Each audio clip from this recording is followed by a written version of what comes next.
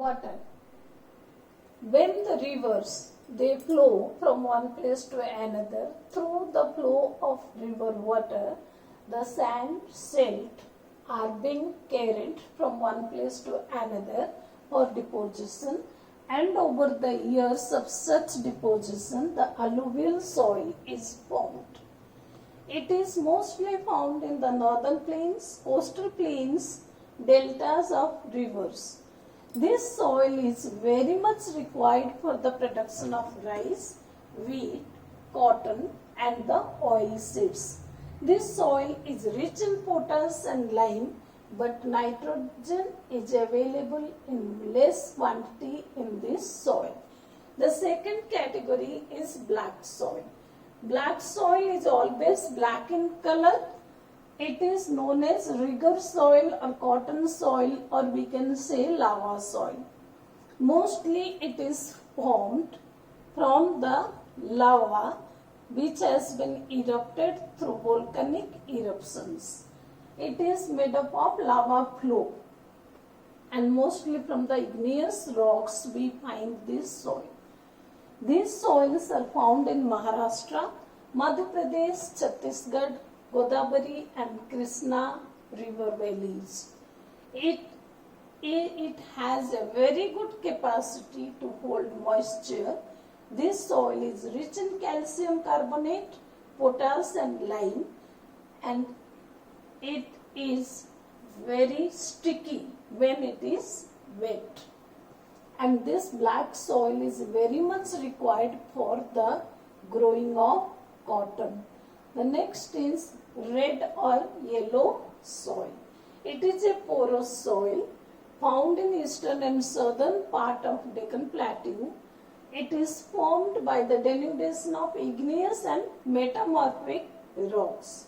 When the igneous and metamorphic rocks, they keep on moving from one place to another through the process of erosion, this soil is being formed. Again, this soil is required for the growth of rice, pulses and sugarcane. This soil is rich in iron, but it has deficiency of nitrogen, humus and lime. The next is laterite soil. Again, it is acidic and porous. It is leaching by heavy rainfall, found in Western Ghats and Shillong, good for coffee, rubber and cashew nut growth. It is rich in iron, but here we have the deficiency of lime and potash. The next is arid soil. It is again formed by the weathering of rocks, mostly found in the hilly regions of Rajasthan, Punjab and Gujarat, good for the products of dates, melon and bajra. It is deficient in humus but rich in salt.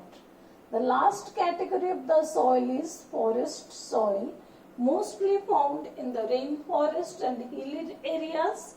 It is acidic in nature but deficiency in humus.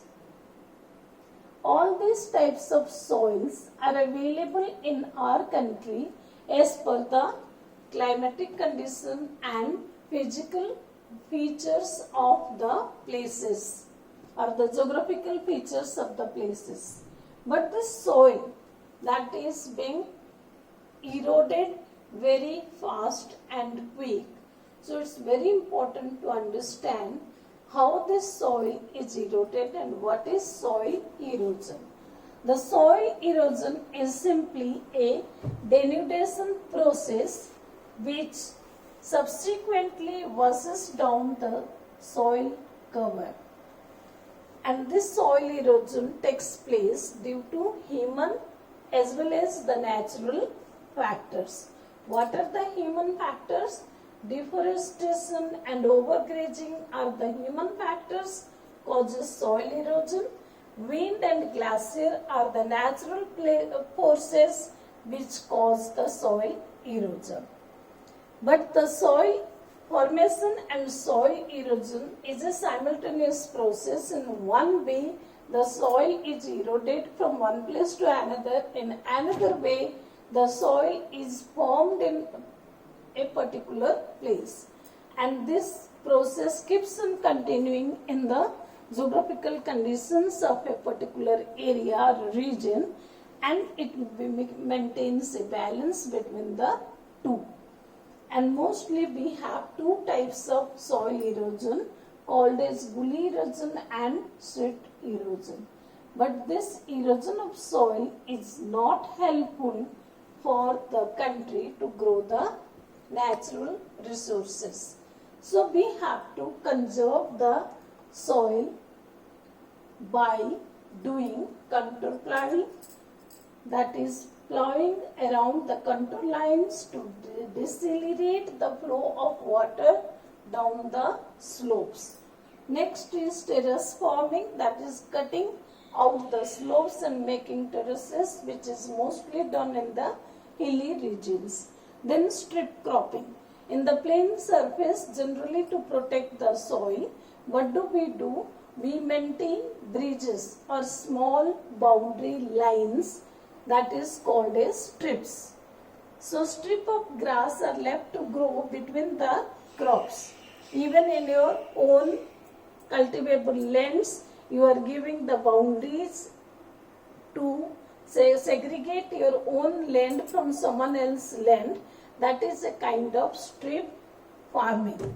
And in these strips we grow crops, that is called as strip cropping. The next is planting shelter belts. That means the trees have to be planted in a single line as a row to provide more of